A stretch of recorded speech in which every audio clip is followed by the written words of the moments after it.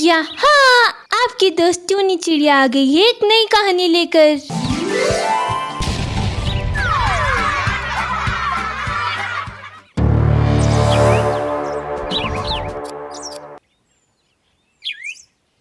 चुड़ैल ने दिया बेटी को जन्म। अस्पताल से कुछ ही दूरी पर एक शमशान भूमि थी, जहां कुछ चुड़ैल औरतें एक खून से लथपथ गर्भवती स्त्री को घेर कर खड़ी हुई थी। कुछ ही देर में गर्भवती स्त्री एक बच्ची को जन्म देती है। बच्ची को देखकर सभी स्त्रियां भयानक हंसी हंसने लगती हैं और उनके मुंह से भयानक ऊ ऊ की आवाजें निकलने लगती हैं। उस लोक में ना सही, इस लोक में ही सही, मेरी बच्ची मेरी गोद में आ ही गई। अब ये मेरे सारे अधूरे काम पूरे करेगी। गर्भवती चुड़ैल की बात सुनकर बाकी की चुड़ैलें भी बच्ची को गोद में लेकर सहलाने लगती हैं। कुछ देर बाद आधी रात के वक्त बाहर के खराब मौसम में जूझते हुए सुनील गाड़ी चला रहा था कि उसके फोन की घंटी घनघना उठती है। हेलो, हाँ सुनीता बोलो। हेलो, आवाज नहीं आ रही। Hello hello hello. Sunil hello hello करता रहता है, लेकिन फोन कट जाता है। अगले ही पल फिर से फोन बजता है। हेलो सुनीता, अरे बोलो ना। हेलो। तभी फोन की दूसरी ओर से एक बच्चे की आवाज सुनाई पड़ती है। हेलो सुनीता, अरे ये क्या मजाक है। सुनीता, हेलो। अरे ये फोन फिर कट गया। अचानक से फिर से फोन कट जाता है। एक बार फिर से फोन बजता है। इस बार सुनील पसीने पसीने हो जाता है। अरे कौन है? अरे कौन बार बार सुनीता के नंबर से फोन करके परेशान कर रहा है? तभी दूसरी तरफ से उसे अपनी माँ की आवाज सुनाई पड़ती है। बेटा सुनील, मैं हूँ तेरी माँ।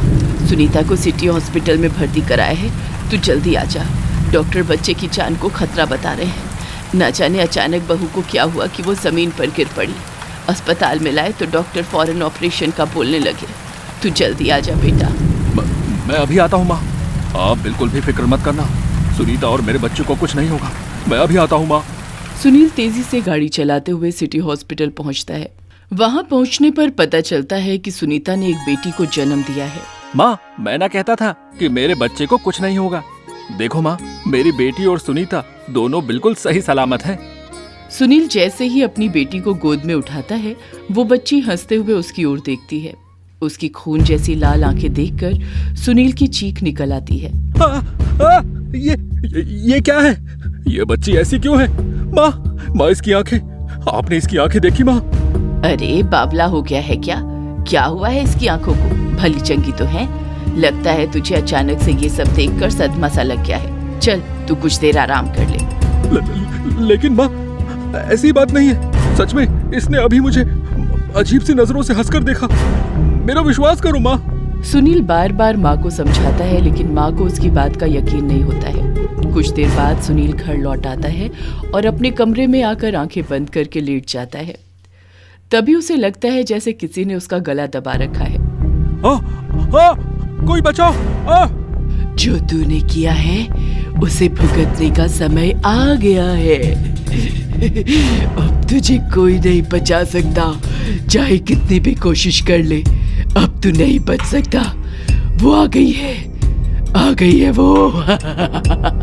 सुनील के गले पर पंजे की पकड़ और भी तेज हो जाती है। वो दर्द से छटपटाने लगता है कि तभी उसकी नींद टूट जाती है। ये क्या था? ये सब एक सपना था क्या? हाँ, ये सपना ही था। इतना कहकर वो जैसे ही अपनी गर्दन पर हाथ फेरता है, उसे वहां पर खून दिखाई पड़ता है। अगर ये सपना था तो फिर ये खून कहाँ से आ गया? अरे ये मेरे साथ क्या हो रहा है? मैं पागल हो जाऊंगा। अरे क्या सच है, क्या सपना? कुछ समझ नहीं आ रहा है। मुझे बहुत डर लग रहा है। पहले वो फोन कॉल, फिर बच्ची, और अब ये सपना। कुछ ना कुछ गड़बड़ तो जरूर है। रात के समय सुनीता गहरी नींद में सो रही थी कि अचानक बच्ची के रोने की आवाज से सुनील की नींद खुल जाती है। सुनीता उठो, लगता है बच्चे को भूख लगी है। सुनीता!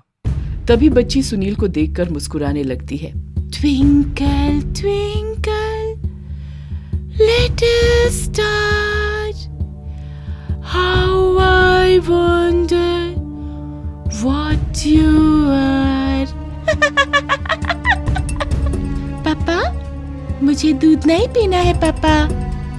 मैं कोई आम बच्ची नहीं हूँ, मुझे तो आपका खून पीना है, उससे ही मेरी भूख शांत होगी।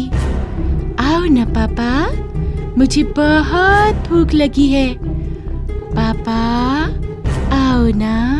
सुनीता, सुनीता, अरे बहरी हो गई हो क्या?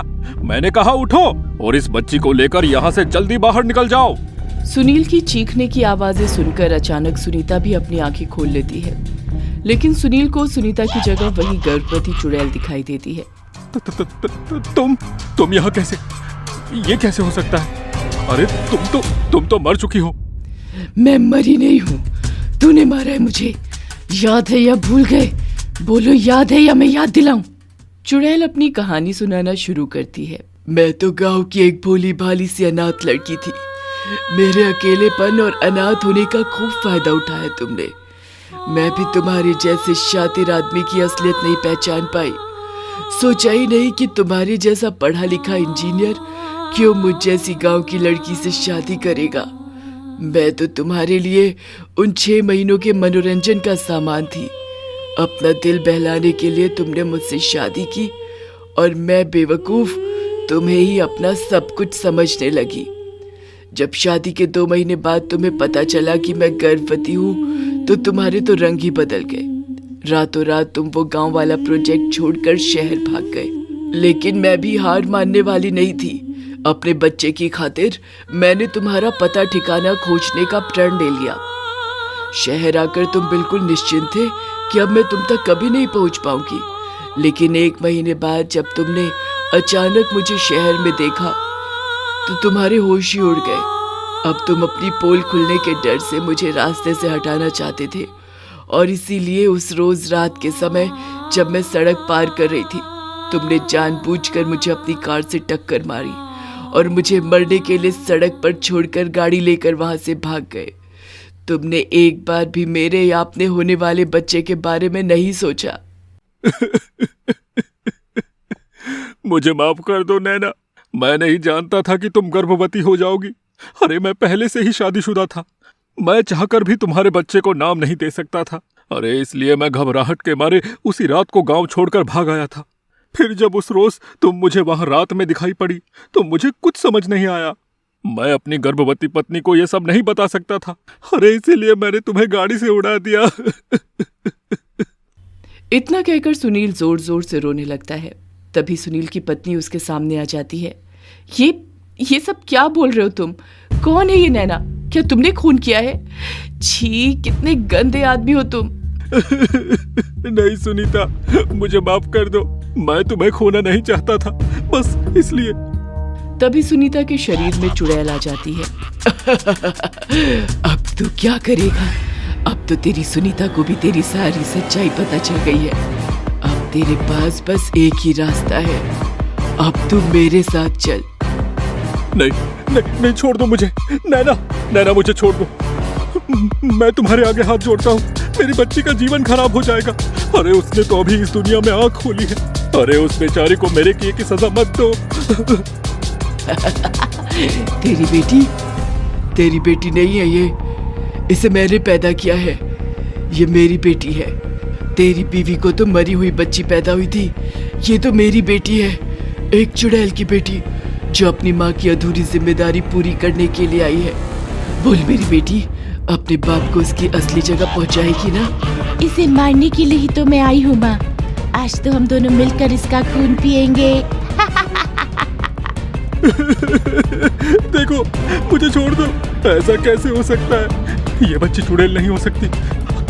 ये सब क्या हो रहा है मेरे साथ? मुझे छोड़ दो, मुझे छोड़ दो।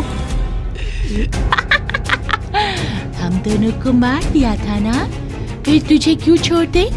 तू तो मेरा पापा है ना, तुझे तो हमारे साथ चलना ही पड़ेगा। मेरी माँ को तड़पा तड़पा कर मारा था तूने, अब तू भी मरेगा।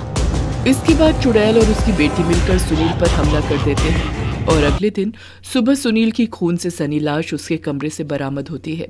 सुनील से बदला लेने के बाद वो चुड़ैल और उसकी बेटी भी वहां से गायब हो जाती हैं।